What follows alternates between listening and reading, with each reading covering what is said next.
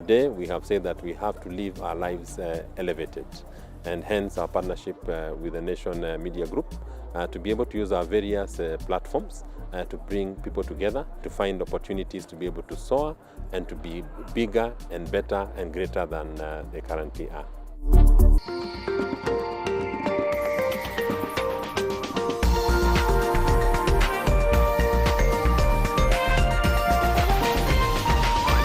NTV, turning on your world. Do you know there was protest in Turkana? Do you know how bad things have to be for them to protest in Turkana? Today on Your World. If we are serious like online, I know physically we can represent ourselves in the same way. There are not a lot of men in the space. I think they assume that it's supposed to be a women issue. So that sense of urgency that the activism space of now means leaders should wake up knowing if I mess up, I'll be asked. I've never really been into politics. You know, buddies. We're not really into that. Like, we just let things flow. You don't want to be stressed and stuff. Yeah.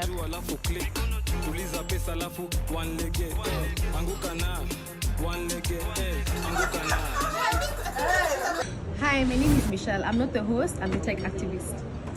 Hi, my name is Moini. I'm not the host, I'm the citizen activist and engineer. Hi, my name is Angela. I'm not the host. I'm the menstrual health management activist. Hi, my name is Nyawanga. I'm not the host, but I'm a law student. I am a digital activist. Hi, my name is Winnie, and I'm she's the the host. Well, hi there and welcome to Your World. My name is Winnie Lubembe. Now listen to this. Dolores Huerta said, every moment is an organizing opportunity. Every person is a potential activist, and every minute is a chance to change the world. But in today's world, what exactly does activism look like? And especially from a young woman's perspective, what are the challenges? What is the potential for activism right here in the country and across the world? Well, we find out after this very important history on former women activists.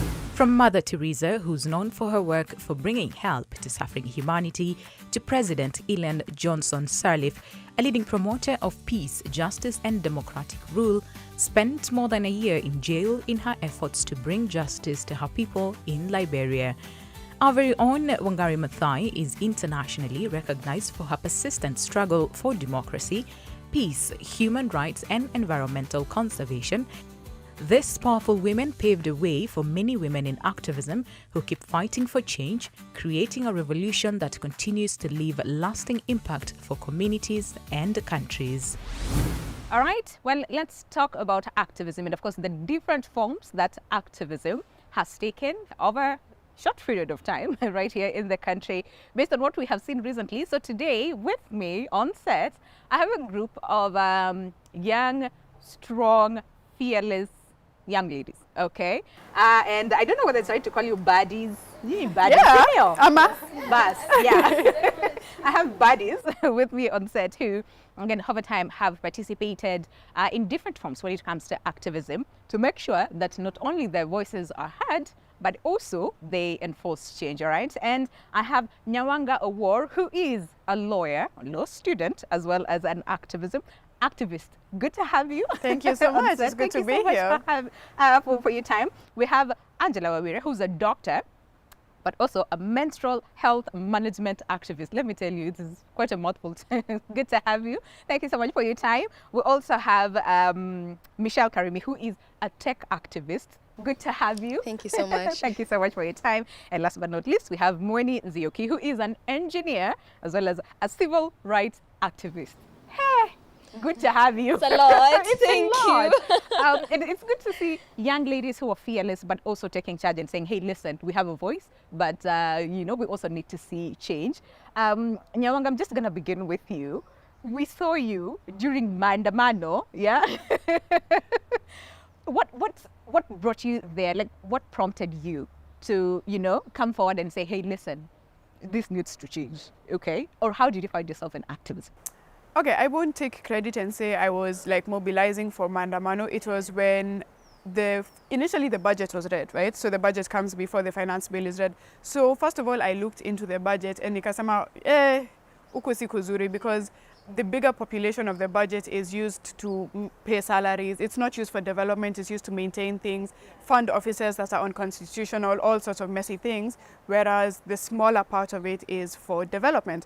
So after reading the budget, the finance bill came out, which basically asserts how we're going to raise the money to feed the budget, and that one was even worse. And I said, there's no way to talk about if adding me sure. Yeah. So once I saw that people were going for Mandamano, the first one I was like, it could be messy because we have an internalized idea of Mandamano in Kenya, how it's usually done. But I said, let me just talk here. If it's bad, I will leave. But it was absolutely phenomenal. And the moment I went for the first one, I said I had to go for all of them. Okay, all right. And you see, as a young person, right? Majority of the times, like, you know, mimi, my face, and tapingwa tear gas, something could happen, and all those things. So there's that fear for so many women, but that was not the case for any of you. We're like, apo tutaenda, but Angela, for you, again, how did you get yourself into it? Because menstrual health, I mean, this is a conversation that we've had over time. Yeah, we're seeing progress, but we're not where we want to be. So what is it for you that prompted you to champion, you know, for menstrual health and you know, rights and health and just, you know, pushing the agenda? Okay, what pushed me this time was mainly the taxes that were supposed to be imposed on imported sanitary towel products. And we actually know that most of the sanitary towels that are in the Kenyan market are imported. So I thought it will be more expensive for girls to afford sanitary towels when we currently have an issue with period poverty in the country. So, and I saw also the representatives that we have in parliament, especially the women, were not standing up for us. So I thought it's time that we stood up for ourselves. Yeah, and I'm actually happy that a lot of women came forward and also men supported us this time. Yeah. All right. Michelle, tech, right? So, and we saw a lot of digital, right? Because majority of the times we usually just see Mandamano, watu kwa streets, end of story, right? But this one, it started like digitally, and people didn't take it seriously until it happened, right? So what was that for you, and why is it? Yeah. First of all, how did you find yourself in that space? How did I find myself in the tech space? I think I'm someone who happens to have benefited from being in tech. I got my first job at 18 through tech. I had never met my boss. It just happened to be convenient, and I DM'd her, and that's how we met. So I'm someone who believes in the power of technology, to the point where I know if we are serious like online, I know physically we can represent ourselves in the same way, you know. So that's how I actually found my passion for tech, and I realized that we need so many people in this space to advance the applications we use, to advance different processes that are there when it comes to activism, and that's why I say this is something I actually want to do in the long run. Yeah, I see that. Is this like the future of revolution, like starting from tech, the digital spaces moving forward? Yeah, Okay. I believe so. All right, and we'll delve deeper into that. Yeah. Mweni, of course, citizen rights. Based on what you have seen in the country over time, we have activists who have been very active. Others tuliwaona and then wakapotelea tu somewhere, right? And then we're seeing a crop of young women like you who are coming up to, you know, put out your voices and say, hey, listen, we have a lot to say. Why is this so important to you? You know, initially, I've never really been into politics. You know, buddies. we're not really into that. Like, we just let things flow. You don't want to be stressed and stuff. Yeah. But then before actually the finance bill became an uproar, I think someone sent me a link, a copy of the bill, and I was like, let me go through it. Then when you're going through it, as a person in the construction industry, you're seeing them allocating so much money into nonsensical things, then claiming, literally, then out here claiming that we need more taxes for development. I have not seen any development for the past 2 years. As a matter of fact, they have been cutting our per diems. So where is the money going to? I felt so annoyed because I don't understand why is there a case of overtaxation when at the same time you people are busy showing off.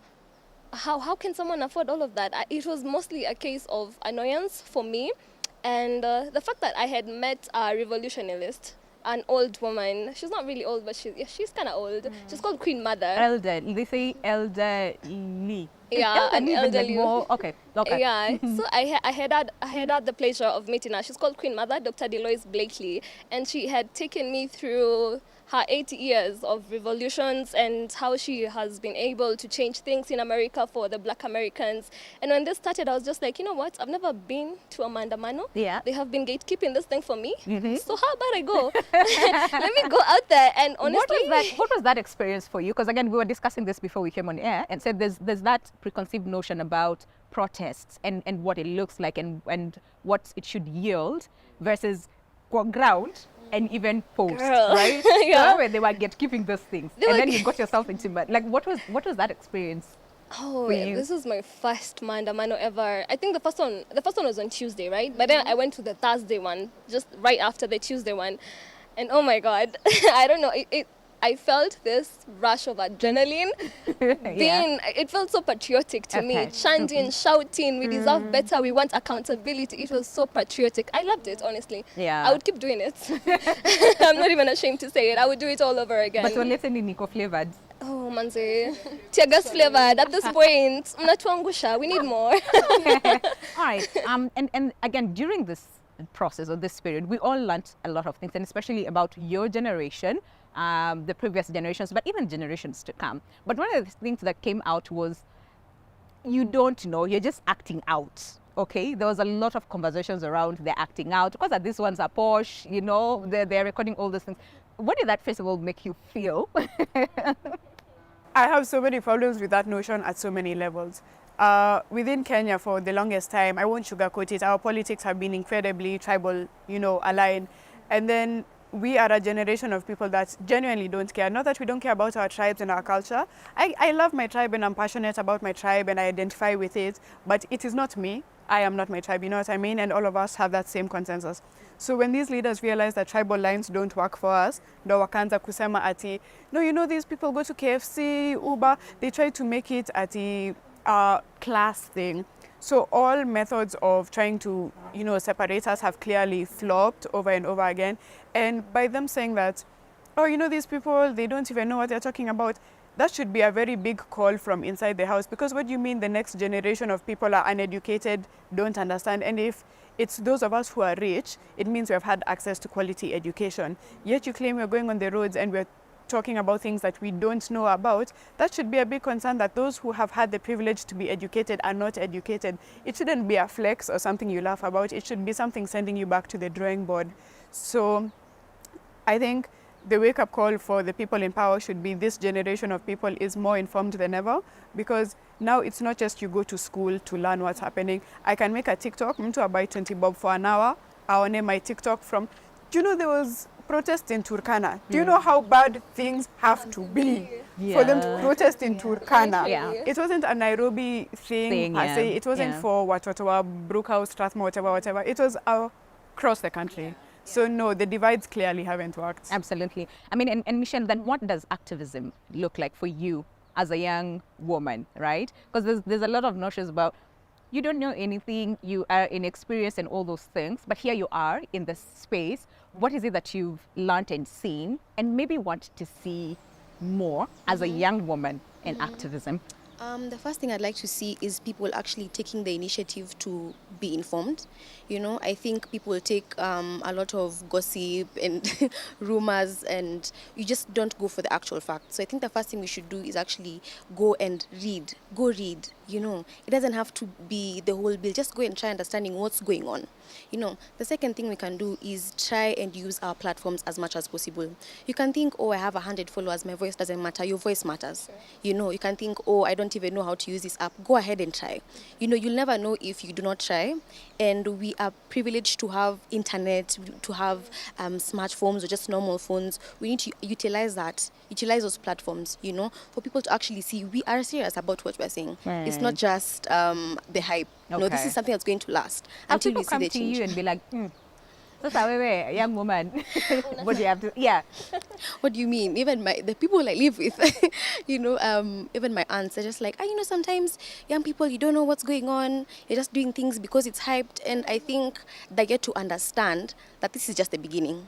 they're yet to understand that we're going to continue until we see the change that we want, until we see the government that we want, until we see the transparency that we need as young people, and that's why we are voting. That is why we are big on voting right now. You need to know and understand that your voice actually matters. Yeah. I see that. Yeah. Angela, what do people say about you championing for, menstrual, first of all, reproductive health and rights? What are people saying to you?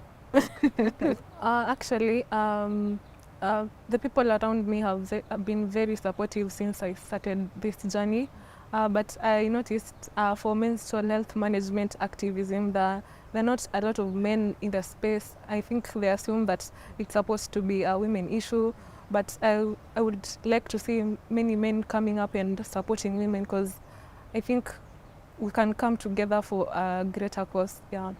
All right. Okay. Yeah. That's, I think she mentioned something that it's in a small sector, but it's felt across the board. That issue for men don't attend to menstrual health and reproductive rights issues because they feel it's not their problem. That's the issue that we face in these maandamano and this whole revolution era, is that there's this assumption that kama weni mtoto mwenye umejiweza and you are able to afford that KFC, why do you even care about this finance bill? Because maybe I'll speak from a personal perspective. I'm privileged to grow up in a reasonably comfortable home. I've never had to question where my next meal would come from. So realistically, I know if the finance bill was passed, my mom maybe ange-struggle kidogo more, but at the end of the day, I'm still going to eat and I'm still going to go to school, and I'm grateful to God that I can say that. So if I went in with that mentality and I said, because it's not an issue that will affect me directly, doesn't matter, it will be the same story of the people in Madare and it's the people in Kibera that are fighting, but they are the voices that aren't heard. So it's up to us. Yes, we might not be affected directly, but unfortunately, we're the ones who will be listened to, so we have to fight for everyone. Oh, I like that. I really like. Yeah, well, yeah. Yes, basically, I feel as though it's the same thing that happened to me, because I had someone ask me, unaongea sana na najua hautaenda. Like, you have an accent, unatuongelesha nini na najua hauendi mahali. You cannot go to protest. Mi nakujua. I was like, excuse me. It's funny because I decided to actually go visit the slums. And I think my mind changed once I went there, because there is no way you're going to tell me children are literally sitting down to study and you're flying with a helicopter to come help build mud houses. That is nonsense. I have never been that offended in my entire life. So it's literally up to us to make sure their voices are heard. So, but then as a young woman, so what do you feel is not being done? I mean, to get us to this point where it's the young people who, had to create chaos, quote unquote, for us to see change happen. So what is it that is not being done from your perspective? And then I'll come back to you, Nyawanga. Honestly, I feel as though accountability. There is a huge lack of accountability. And I feel as though it's because mostly Kenyans are not used to asking. Our parents, their parents, they weren't used to asking, okay, we've borrowed money. Where is this money going to? Can I see something that can benefit me towards this money? There wasn't that at all. So they got comfortable. They got comfortable with looting. They got comfortable with trying to create immediate dynasties with Kenyan taxes. And we're done. We're tired. You're just not going to get rich on my expense, on my dime. It's not going to happen anymore. Yeah. Enough is enough. Okay. So then, but what does this space look like for women, young girls? What is the space of activism, and what exactly does that look like through your eyes, based on what we have seen over time?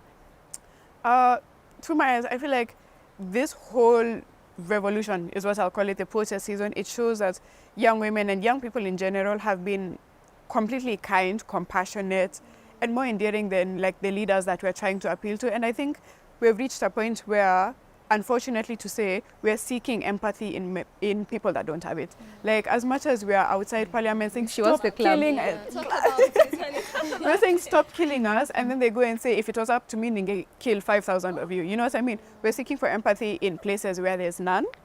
And the activism space that we've been relying on relies on that empathy, which is not there. So it does have to change, and it does come with people taking accountability. And I love when, even in small ways, like she said, the older generation got comfortable with the status quo. I cannot blame them.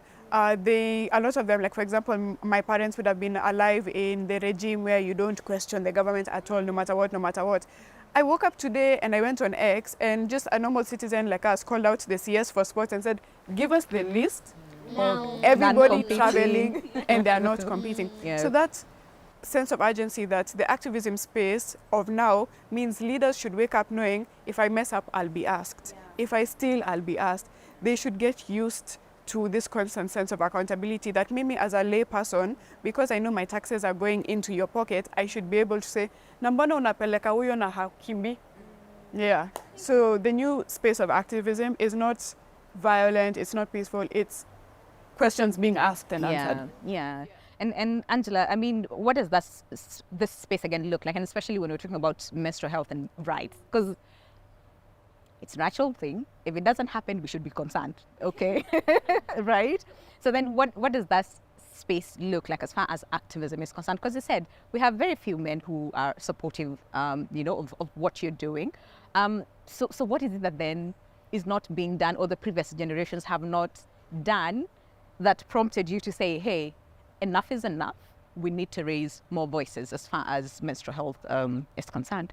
Okay, I think for the older generations, I think they were not able to stand up for themselves. And I know there's a lot of stigma, and I think that's why we should talk about these topics more often. Yeah. Okay, we need to talk about this more often. Okay, go ahead. Also, to echo on that, I saw, was it an MP or senator something, a guy from the parliament talking about we should go back to the old days where women were using napkins and what. They need to unlearn that very fast. They need to unlearn that. We are in a new era. They need to unlearn that, because I cannot have a man stand and try to degrade womanhood in this era. It's not acceptable. There's a lot of unlearning and relearning that needs to happen in the men's sector when it comes to menstrual health. And on that, I happen to have seen a lot of people using misogyny and sexism as a tool to oppose this new revolution, And I think this is something we need to talk about as well. My gender should not matter. What matters is what I have to say. At the end of the day, we want to see results. We don't want too much talk. We want to see the results, And we need to redirect that attention to what's actually important. Yeah. Okay. So as a young woman, I know for you said, even in your own family, they're like, you, okay. So how are people responding to you taking up this role as an activist? Yes, you have what you're passionate about. I mean, you in tech, engineer, we have a doctor, we have a lawyer, right? Yeah. And you're also a lawyer. So how are people responding to you taking up this role? I mean, there's that aspect of fear, and especially from our parents who'll be like, will you be safe? Will you be this? And all those things. But people around you, how are they responding? I think I am lucky to have a supportive family, where I can say something and you will not agree, but you will show up for me. You will support me either way. And I know that's not the case for a lot of people. I know people whose parents locked their houses and said, you're not going anywhere. And they had to use now apps and social media to try and, make their voice matter. And I feel like for parents, it's our turn. Give us the chance to actually lead this in a way that we think it should go. Let us hold them accountable. You've been doing it, and we've honestly not seen that much. Maybe we can try different strategies that can, make a difference in how the government is being held accountable, in how resources are being distributed and stuff like that. Yeah. Hey, well, it's our time. Okay.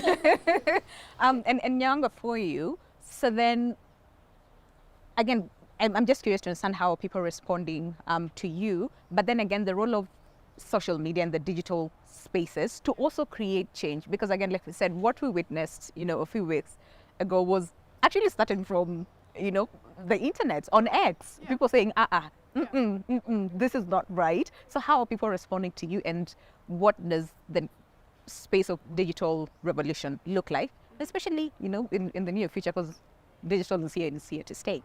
I think the reason this movement was so successful actually is because it was digital. So in my experience, my journey with maybe gaining a bit of spotlight into all of this is what happened is I represent a community called Light Art Club. So Light Art Club is a youth platform that, consistently talks about, issues pertaining to the youth, mental health, finding a sense of belonging. So when I looked at this finance bill, I read it through and through, from corner one had corner last, but I'm aware that that's something that not everybody has the time to do, desire to do, ability to understand. So I said that I am in this community that has a huge following across TikTok, across Instagram. I have a responsibility to use this platform to educate people on what is going on. So we made a video as the club talking about the major highlights that people should be concerned about in the finance bill, the motor vehicle tax, the sanitary part tax, diaper tax and such. And that started to do numbers. And I'm not unique. Many other people with platforms were saying, hey guys, listen, maybe you don't have the time to look at this thing dot by dot, but here's Wagwan. And it wasn't just done for Nairobi. I know there was a lot of conversation that it's a Nairobi thing. There was TikTokers who were doing a video for Kikuyu, for Luo, for Tait, every single Do you see that language. that lady from Barry? Was it from Barry? Maybe in Gen Z. But exactly, you know what I mean? And so I think on my end, I got a lot of support because I wasn't just going outside to say this thing is wrong. I was using the skills I have, the time I have, to put the facts out there and not an opinion. And of course, there was going to be some, I won't say backlash. My mom will, I'm the only child of a single parent, and I'm telling my mom by then I'm Mandamano. Obviously, she'll be stressed about it. And then there was that issue of the kidnappings, those things. But I always stand on the principle that if you're not stating an opinion, but you're doing the right thing and stating facts, I'm talking Ikujia, there's no thing I have done wrong, you know what I mean? So the reception has been really positive. I have my age mates, and sometimes people a bit older than me telling me, you know what, if it wasn't for you, I wouldn't have done this, I wouldn't have known this. So it's been absolutely phenomenal to me to know that the skills I have been put to good use. So as we bring this to a close, because they're buddies, but they're also wise. So what is that proud moment for you? Okay, what was that? And what is it that you'd want to tell that young girl who's watching us today and thinking, hey, they're young, but they, right? What is it? But over this period of time and the time that you guys have been activists in the different fields that you are in, what is that one or two, that you said, you know what? Pat on the back. Yeah, good on me. Let me start with you. I think for me... Mike, closer to you. First of all, the proud moment was when you actually see people quivering in their seats. You think you're far from us, but you're here. You're in this same country. We're going through the same things. And to see you responding kind of gives me assurance that what I have done is not in vain, And it also makes me understand that we need to stop being complacent as people, and we need to start taking action. We need to be positively rebellious. I will emphasize on that because we need to fight for things that matter and things that will contribute to the well-being of the nation, And for me, that's when that specific moment is when I'll feel like, yes, we've actually gotten to a point whereby we have a symbiotic relationship with our government. But as for now, there's still distance, And for anyone who's watching us out there, I just like to remind you, be a bad girl. Like I've said, be positively rebellious because it will count for something. Okay. Yeah. Hey, Angela. For me, my proud moment was when the finance bill was rejected. Okay, no, it was a good move, and it proved that amplifying our voices did not go in vain. But I know we've not gotten to that point that we are hoping we will get to. So I would like to encourage people out there, both girls and boys, men and women, to continue talking about this topic, menstrual health management. Yeah. Okay. Yeah. I like that. Moini? I think my proud moment was seeing how they're cowering with fear. They did not expect any of this. It's the fact that they think we're being funded. I mean, come on. We're being funded by the hatred we have of you guys at this point. We're being funded by the need to make sure the system works for us. So that for me was a very proud moment, to constantly see that we can hold them accountable and they can shake, even if it's a bit for now, they can just shake and do what's right. That's a good moment because we're not the West. You cannot make us think like the West. You cannot make us act like the West and claim that, this is what the Westerns do. Look at our economy and look at their economy. We're not there yet. We are not going to be raising taxes to a level where we're not there to raise taxes to that high yet. So yeah, that was a very proud moment for me. It means we're patriotic. We love being Kenyans, and the tribe is Kenya. Honestly, the tribe is Kenya. Oof. Okay, and that young girl who's watching you and think, okay, the tribe is Kenya, baby. Okay. We're here. Be a bad girl, cause honey, nice girls don't go anywhere. It's your time. Okay. Let me finish with you. Really, future, what was your is proudest English? Okay, right? They are buddies. They create the rules. They said it's English. Yeah, what was that like for you? Is some of the smaller things actually. It's when there's a certain member of parliament who is disabled, he's wheelchair bound, and he voted yes for the finance bill, which in our eyes we can say voted against us, voted against our interests. But the moment the parliament walls came down, he was vulnerable because you're in a wheelchair while all your other colleagues wamekuhepa, wameenda in those tunnels, you know what I mean? Yeah. First of all, the videos for those tunnels when they were kidogo scared. But the fact that here is a member of parliament, vulnerable to angry youth, he was scared. He had voted against us, but the compassion that these people showed him and said, Baba, where can we take you? Can we call you an Uber? And they helped him when his colleagues left him. When people like ourselves, there were some police officers that were stationed there because they had to be stationed there, and they were getting tear gas. We were sharing our water with them. You know, clean your eyes. We know you're not the problem. When, you know, it's sometimes really the smaller things that when, of course, in every mandamano, there'll be opportunists who maybe want to loot or break something and express their anger, and there'll always be some people whose priorities are not in the right place. I would constantly hear other young people saying, "Wait, usiharibu, hatuharibu." We're not spoiling, we're not hurting, we're ruining. The intentions were always in the right place. So as much as anybody could say the protest got violent, we know the violence wasn't from us. Oof. Hey, Nyawanga, Angela, Michelle, and Mweni, thank you so much. Hey, let me tell you, they're young, they're fearless, and they are activists. See you on the other side of the screen.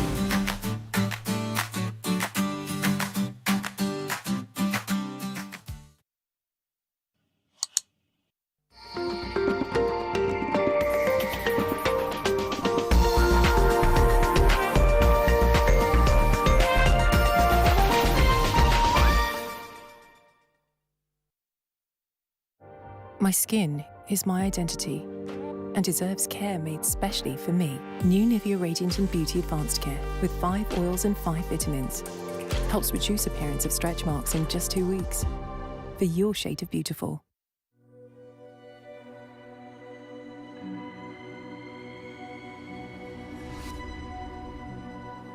People come to me and they say they get discomfort when they have ice cream. Can you imagine that? Avoiding having cold ice cream. Sensodyne gives you long-lasting protections against sensitivity. And people come in and they're like, oh, it works. I can have ice cream and I'm not in any discomfort. I recommend Sensodyne because it works. It's brilliant.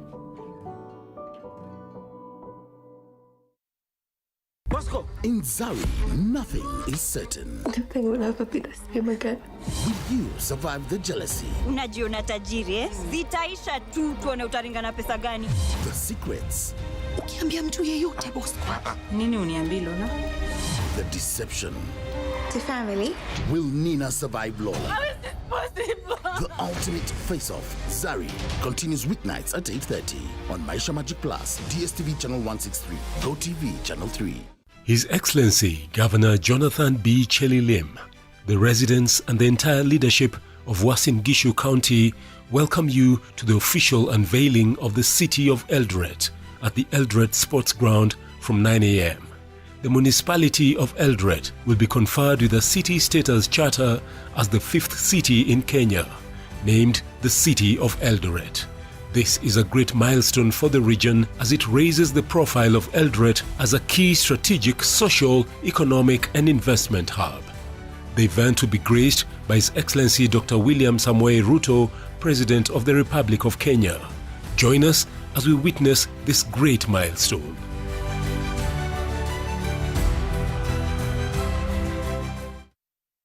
Are you ready?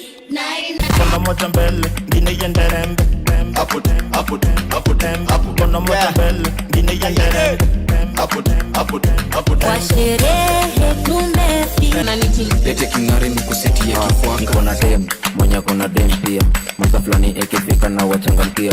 After scene kabaridi sezi nkatulia. Tunakubali. Gateka. Kila mtu Cash pop za Nyandarua ni mawaru.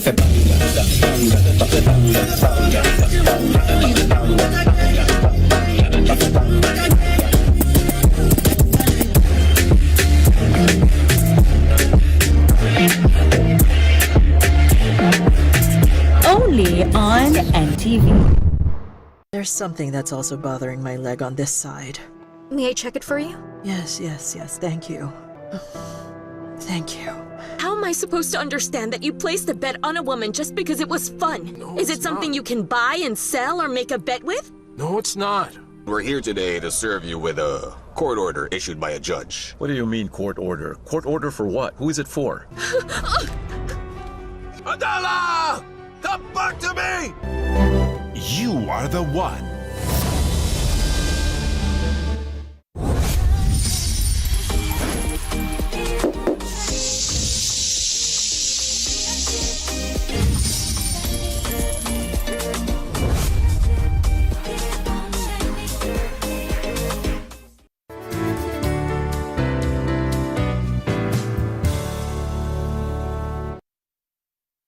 In Zari, nothing is certain. Will you survive the jealousy, Unajiona tajiri, eh? the secrets, Ukiambia mtu yeyote boss. the deception? To family. Ultimate Face-Off, Zari, continues weeknights at 8:30 on Maisha Magic Plus, DSTV channel 163, GoTV channel 3.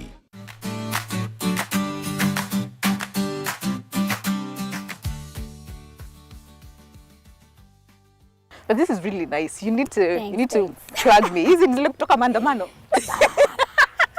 Naipa vizuri sana. Sindio?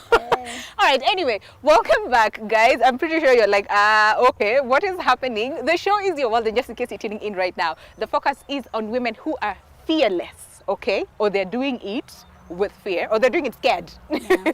And this is as far as activism is concerned. And look who I have here. Wanjiraji! Woohoo! I feel like doing the, fun girling. I'm like, oh my God!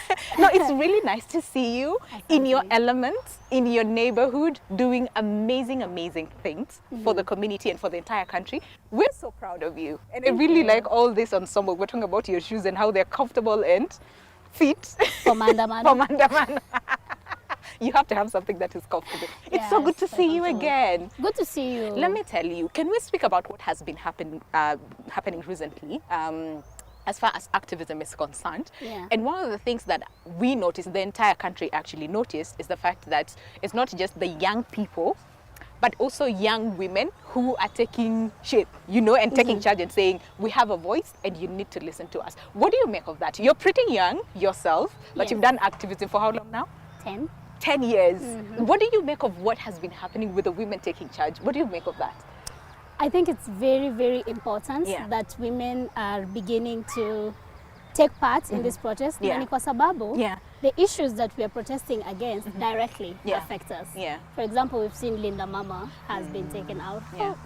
What kind of a bill proposes something as retrogressive as taking out Linda Mama?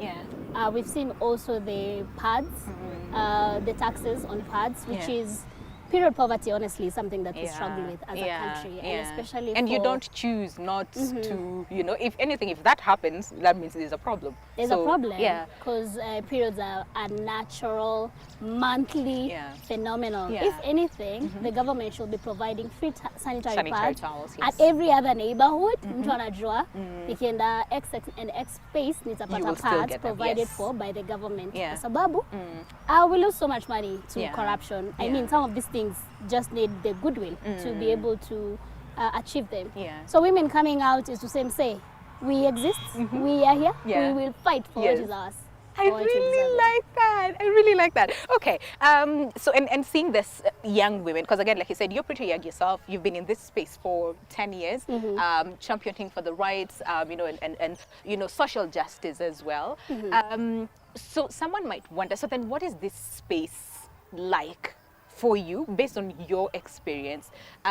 Maybe if there's an example you could give us of what you encountered, during this period of activism that sort of shifted or motivated you, to even go harder and champion for the rights of the people, and even those ones in your neighborhood. At the social justice movement, we learned from Thomas Sankara, and Sankara said there can be no true revolution without the true liberation of women. And every nation is judged by the progress of their women, how progressive are Kenyan women. And we have seen how progressive our women are by participating in protests. by educating people about the finance bill in various fashions, like Sean Arwa, people doing the finance bill in vernacular languages. Yes, that is was unprecedented. Really good. Yes. But then women are very powerful. Yeah. And through the course of history, women have always risen up to oppression from the era of Mekatilili Wamenza, when she asked, how can we sit and watch when they are killing our people, when they are taking our land, when they are raping our women? Rise up, community, let's go at these colonizers. And not much has changed. Women are still those people rising up to protect their children, to secure the future of their children, to ensure that basic rights are realized in this country. Because you know, I'm actually listening to you, and I can just stand here and listen to you, and I'm getting goosebumps because of the passion that you also embody when you talk about social change and courage and doing it, you know, scared, but at the same time understanding that the goal is bigger than an individual. So you have been arrested, right? How many times? I have refused arrest. The first time that you were arrested, how old were you? I was 17 years old. 17! What was it? Tell us, what was that about?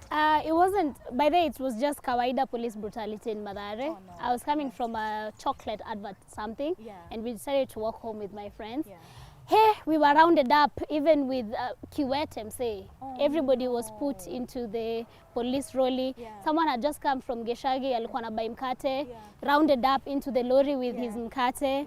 So it was the first time I was honestly super duper personally exposed to police violence. At 7, I don't even have an ID, man. I'm a kid.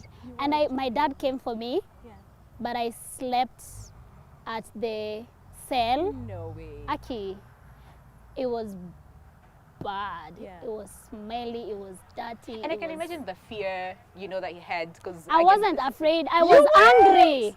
I was like, what? Give me a high five. I didn't do shit. Yeah. Why do you just take me and roll me up into a lorry and arrest me? No, that's I have not done anything. Did they tell you why they were arresting you? No?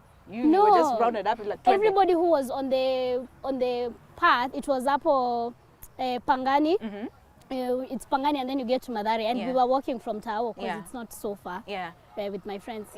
But it was just, you know, police have this tabia of brutality against the natives, and it comes from the colonial era where they were guarding the white people against the natives. We are the natives, but we now are the sovereign citizens of this country. We realize that you should be guarding and protecting us. You should be protecting us. What are you doing? Oh my gosh! Stop it! So at 17, you were arrested, and then of course over time in your course of what is it called, activism, right? You have also faced you've been tear gassed. You have they have attempted to arrest you, and you were always saying, "Why are you arresting me? No, tell me, why are you arresting me?" I really like that video of yours. I'm just gonna confess because you understand your rights, right? So one would ask, why are you still doing this despite going through everything that you have gone through? Why are you still, you know, doing this and doing it passionately? Because I have a very strong belief in the new country that we are pushing to achieve. I have a very strong belief in our ability as young people to realize the vision of a Kenya with social justice, a Kenya that it's not hard, it's not hard to have a country that respects and upholds human rights. The rule of law, yes. The rule of law. And also, honestly, other people have walked this journey before, and personally, they really inspire me. The Kenya Land and Freedom Army. You inspire me, I'm just going to say. You really Wangari Maathai, you know. Piogama Pinto, who said Kenya's freedom must not be mistaken for the freedom to exploit, to kill. You know, everything wrong that is happening today. People in the 60s had already foreseen that we have some opportunists who might take this freedom and use it against the Kenyan people. So for me, I'm just continuing something that other patriotic people have been advancing. So the other reason why I am still doing this, it's because of our lived realities there in Madare. Having grown up there, there's a lot of violation, a lot of injustice, the lack of basic needs, poverty, unemployment. What is happening right now in the country and for majority of other young people is unacceptable. That is why we have to rise up so that we can advance to realize a new reality where we prioritize basic needs over anything, over developing a road. Can we make sure watoto wamekula first of all? At the very Can we make sure we deal with poverty? Because we are a wealthy nation. we have a lot of resources, but they're being mismanaged. Priorities haziendani vile inafaa kukua, and we can see it, and we cannot afford to be silent about it. We have to raise our voice and to organize so that we realize even alternative political leadership that can take this country forward. Right? Yes. Absolutely. One would ask, are you sometimes scared? Because every time I look at you, you are, I don't know, it's the boldness, it's the courage, one can sense anger and frustration in your voice for change. So are you scared at some point? I think we've lost our fear.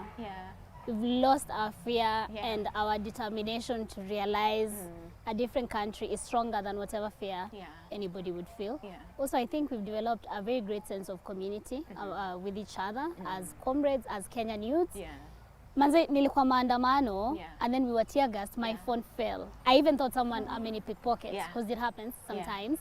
And then after a minute, someone came and told me, Wanjira, you dropped your phone. I was like, oh, come here, give me a hug. That felt so nice. That's really nice. That felt so nice. Also, when police were tear gassing people at Pipeline, Kai manze, how do you do that? How do you find people in their homes and it's terror, water cannons, and that is very unfortunate. And that is the undoing. That is why we are saying Manze Ruto must go. You cannot do this in this country. We have not experienced it, and we have expectations of someone who we say is our president. And when those expectations are not met, then we end the contract. You're hereby dismissed by the young people of this country. So someone who's watching you, and maybe the young girls that we have seen, over time taking part and voicing, what they have to say, and this is as far as demanding for change. I'm just curious to understand, how are people responding to you being in this space of activism? Because I remember, I think the last time we were with you in studio, one of the ladies we were with in studio said, "Hata hakuna watu wa kutudate because wanasema sisi ni vichwa ngumu." So they're scared. So how are people responding to you I as saw a comment Wanjira? that got me hollering. Somebody said, I need to get this one as my second wife to deal with my first wife. I was like, yeah. They said that. Okay. Yeah, that was so hilarious, man. Like, yo, dude, really? That is so funny. That is so funny. But yeah, so Kenyans are funny people. Me, I can say my community knows me. They know this is the work I do, so it wasn't so much of a shocker for my community in Mathare. But I think for other Kenyans, but we've had people before. I mean, this country has had Mother Karua. This country has had Wangari Maathai. Let's not act like women are docile or pacified. Kwanza sahi we have a lot of information. Good girls. Good girls don't get the corner office. Be a bad guy. Yes, you said that. But a bad girl in a good way. We are bad girls fighting. Enforcing change. Fighting for I like that. a new country. Yeah. So there's so many people who support you. But do you have like others who are like, this one me hata naogopa? Of course, our Kosangi. What do they say? They say I'm quite hard-headed and whatnot, and I know why I'm fighting, so their opinions don't matter so much. I know that I want to experience a Mathare where children don't sleep hungry, where police don't brutalize and kill us, whatever, they don't extort us. Manze, the extortion that goes on in these informal settlements is something that needs to be investigated. There's a police post, ukienda utoki bila 10K, and you've not done anything, Manze. So I think our desire to have a different country is stronger than ni dem ama ni chali ana fight. Na pia kama madem tumeamua kama mbaya tunadai pia machali watu join bana. Right? Yeah, everyone has a role to play. Absolutely. We're not saying that let's just do this and then we leave the boys the men are coming. Kwanza that day we were going to parliament.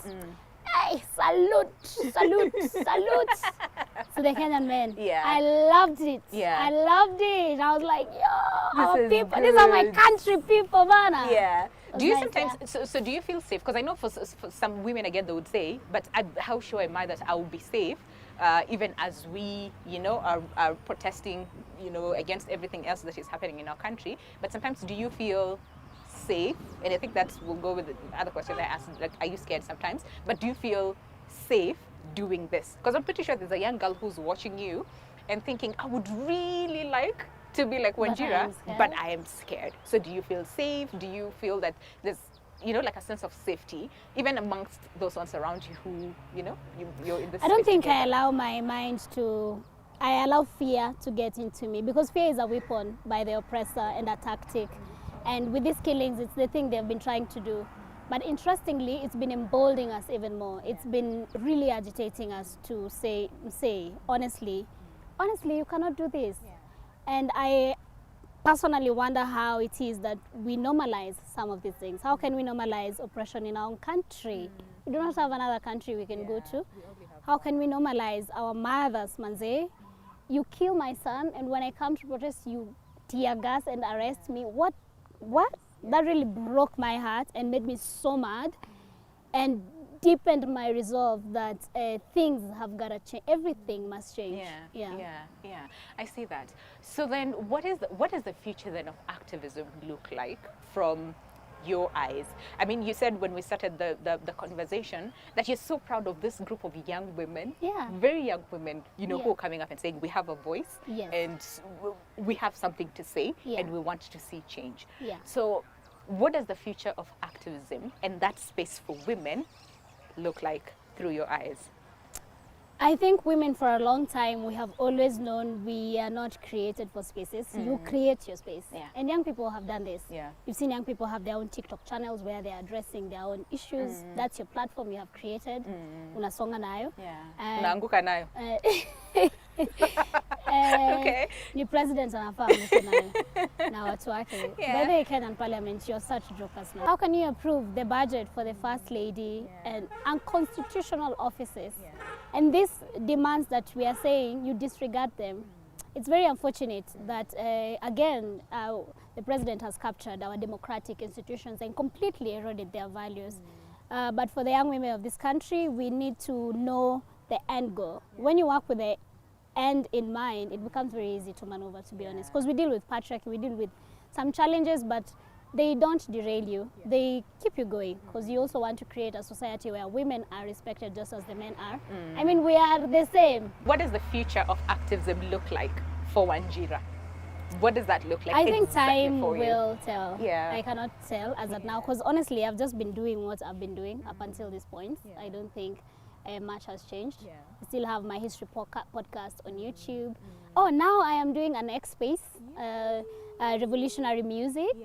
Where we're listening to artists, like the last time I had Dauphin and Cricket the Poet, who did his piece, ile Mr. President ni route ogani unatupeleka, tunajenga taifa na unabomoa Mukuru na Mathare, which is, by the way, did the president do that to our community?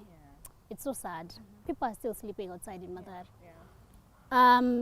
So I think for me it's about the wins we need to make. It's about consolidating the gains we've made so far. I'm so glad we've been able to deal with tribalism barrier. That's a major win, Bana, for this country. I'm so glad we've been able to deal with party politics. Now, not one person will lead us to the ditch and we follow them because they are the leader. That is silly. Now people are beginning to reason for themselves. The other thing is, issue-based politics is the thing that's going to take center stage in the country. We're not interested in personality cults. We're interested in issue-based politics. When we say water, when we say housing, when we say food, when we say poverty, unemployment, tell us, you who wants to be president, how are you going to deal with them? Give us your step-by-step. Because now we have our own sense of agency. We want change now. And this is why we are saying we cannot afford to give Ruto more years to continue oppressing us and killing us and stealing from us. Things gotta change now, because things are already very difficult right now. I see that. I see that. Okay, so Wanjira will rest when? I want you to complete that sentence. Wanjira will rest when? Wanjira will be happy when? I don't even think so much it's about Wanjira being happy. No, because you are in this space, right? You are in this space. Yeah. So at what point will Wanjira say, I am happy, I am content? Yeah, that's a better, so that makes sense. Yeah. The end goal of this liberation struggle we are on is ensuring we have social justice. I mean, the social justice movement. Social justice is enshrined under Article 43 of the Kenyan Constitution. It says every Kenyan citizen has a right to food and food sovereignty. We want to be able to control our seeds. We don't want Bill Gates to come and say whatever it is he says. The other thing is the highest attainable standards of healthcare.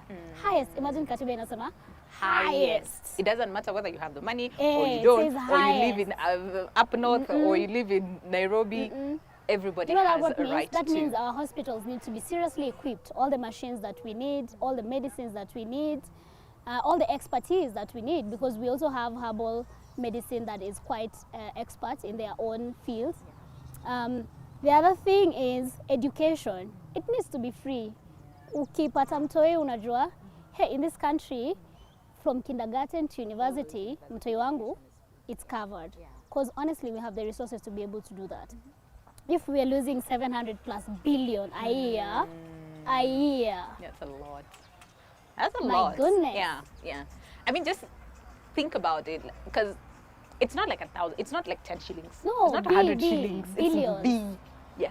That's a lot of That's a money, lot of money, honestly. yeah. And for us who are unemployed, jobless, broke, we are looking at this situation, we're like, yo, No. lazima tuzushe. No. Yeah. Something has to happen. Yeah, something has to happen. Okay. So Wanjira will be happy when all those things. We achieve social justice, we uphold the rule of law, we respect and uphold human rights in this country, because we've been violated way too long. I think we are just coming to a place where we're like, honestly, enough is enough. You know, also you cannot violate someone too long. Yeah, it comes to tumekuwa stretched ya kutosha. Now it's coming. Yeah. Okay. So for that young girl who's watching us today and saying, I want to be like Wanjira, if not do much more, right? But then again, I am based on the things that have been happening, from the abductions to extrajudicial killings to women not feeling safe, and even courageous enough to Sorry. It's all right. You're in your space. Yeah. So to air their views, right? Yeah. So what is it? What is it that you would want that young girl to know about this space?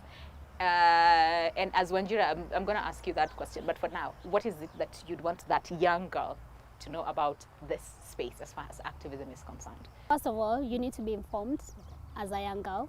I read a lot of history books. If you go to my podcast on YouTube with my co-host Mwas, we are digging a lot about what happened in the past, so that we also have an idea. You cannot conceptualize the present without the past.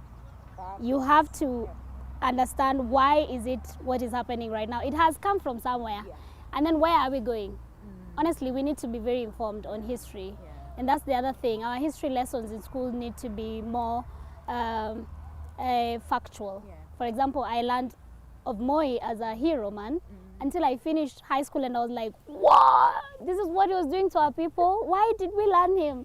Why did we study that he was a Kenyan hero? Because he was president? I mean, yeah. The other thing is believe in your worth. I think for me, so many things have happened in my life, but I've never lost faith in my worth, in who I am, in my sense of dignity. I dignify myself. Yeah. I am worthy. That is, wow, I like that. I am worthy. Okay. So what is it that you'd want Wanjira to be remembered by? And I'll take this as your parting shot as we finish the show. What is it that Wanjira would want to be remembered by? Away No, you were not. Questions. You were not. Do you know why? It's because we celebrate the efforts that you have done. You and so many other women and young women who are in this space and championing for change, revolution. That is what we want. So we celebrate you, and I also want you to celebrate yourself, because you have done so much and it's so beautiful to see. And that's why I'm insisting. What is it that Wanjira would like to be remembered by? I'll take that as a parting shot. Probably the quote, when we lose our fear, they lose their power, because it holds so true. But also that I was part of a generation that stood up against injustice. The Mathare Social Justice Center being the first social justice center in the country, sparking the social justice movement across the country. And just a huge shout out to my comrades at MSJC. in the social justice movement, my friends, my comrade activists, kina Miriam Kasina, Minocha, Njeri Mwangi, Sadia, Mama Shko, Sungoyo, Kinuthia. Hey!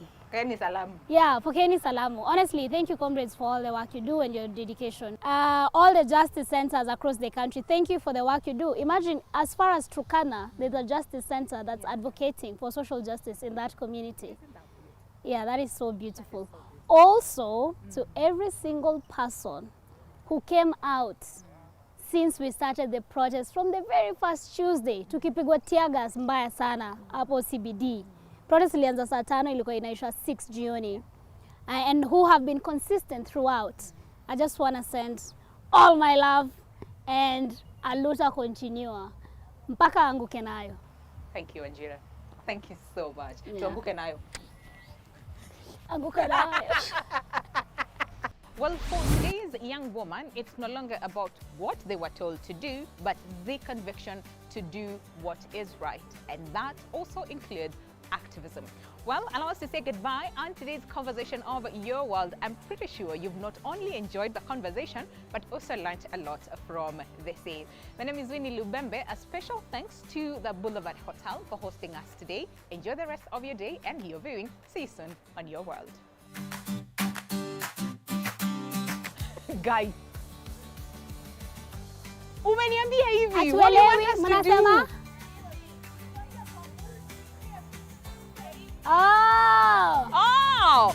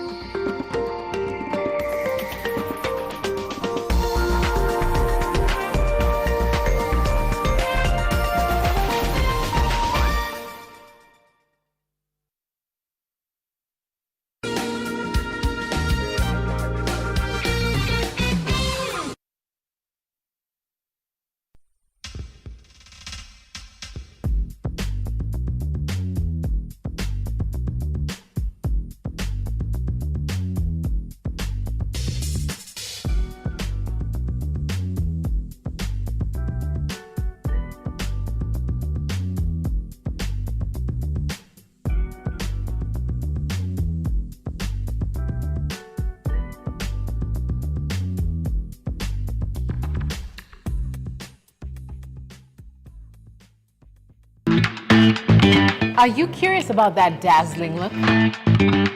How do you define beauty?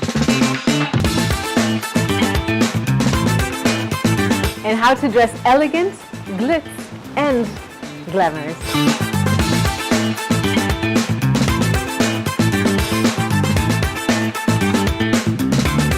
The Glam Show is here to answer all those questions and show you what's popping and what's the latest in the beauty and lifestyle world, because you need it.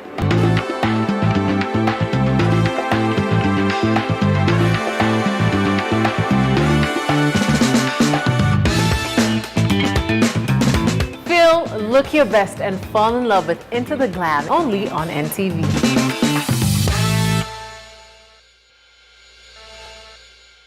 The Glam, brought to you by new Nivea Radiant and Beauty Advanced Care Body Lotion. With 5 oils and 5 vitamins, 48-hour nourishment, helps reduce appearance of stretch marks in just 2 weeks. New Nivea Radiant and Beauty Advanced Care, for your shade of beautiful. The truth is not governed.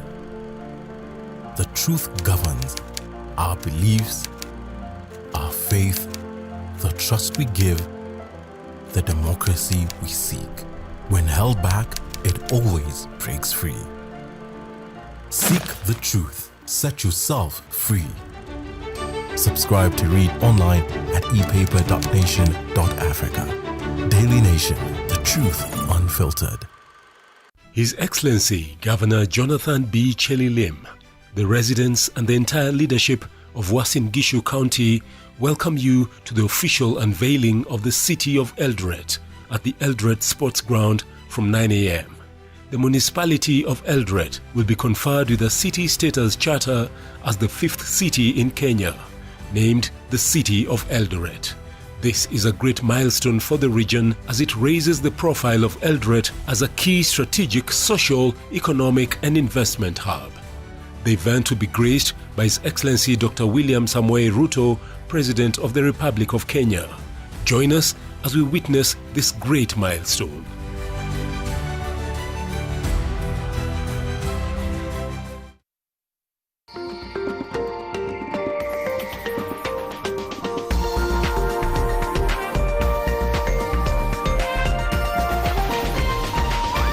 NTV, turning on your world.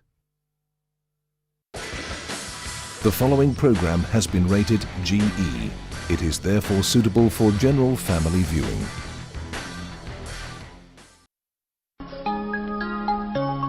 We clapped our hands and stomped our feet. Hi ho, hi ho, hi ho. A rig-a-tick-tick and away we go, away we go, away we go. A rig-a-tick-tick and away we go. Hi ho, hi ho, hi ho. Hi, how are you doing? Welcome to yet another awesome episode of Generation 3. My name is Trisha Dera, and here are today's highlights.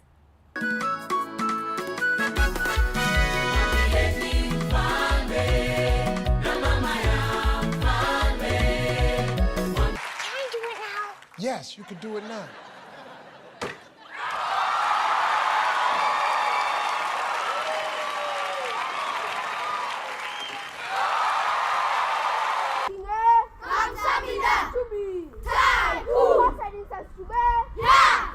I think a monkey would make a good driver because they're very intelligent creatures. Kings and kittens knit in the kitchen. Kings and kittens knit in the kitchen. Kings and kittens knit in the kitchen. Is anyone hungry? Yeah, starving. I'm on it. I'm just going to wait until we get home where the food isn't decomposing. Videos are fun, interesting, and educative. Well, let's have a look at one.